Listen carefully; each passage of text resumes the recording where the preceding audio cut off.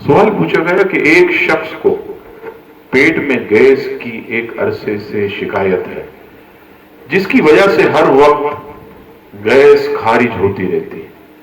نماز کے دوران بھی ایسا ہوتا ہے، 2 رکعت نماز پوری نہیں ہوتی کہ وضو ٹوٹ جاتا ہے۔ اس طرح اس شخص کی نمازیں قضا پر قضا ہوتی رہتی۔ ایسی صورت میں شرعی طور پر اس کا کیا حکم ہے؟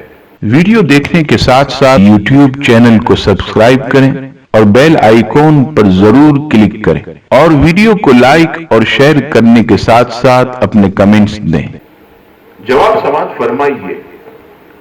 ریح یعنی گیس بار بار آتی ہے، یا پیشاب کا قطرہ بار بار نکلتا ہے، یا زخم سے ہر وقت خون بہتا ہے، وغیرہ وغیرہ، تو جب معذور بن گیا تو اس کے باقی رہنے کی جب تک شرط پائی جائے گی، اس کا حکم یہی ہے کہ ہر نماز کے پورے وقت کے لیے اس کا ایک مرتبہ وضو کر لینا کافی ہے۔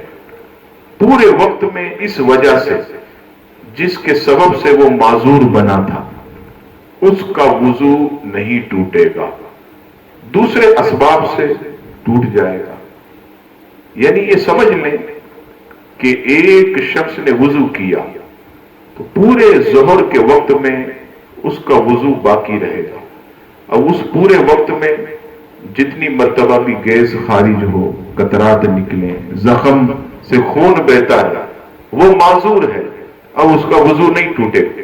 لیکن اگر اس کے علاوہ کوئی اسباب پائے گئے تو ٹوٹ جائے گا۔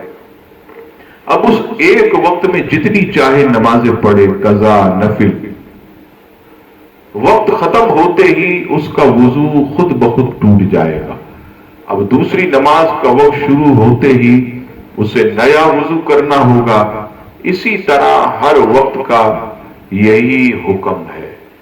واللہ تعالی عالم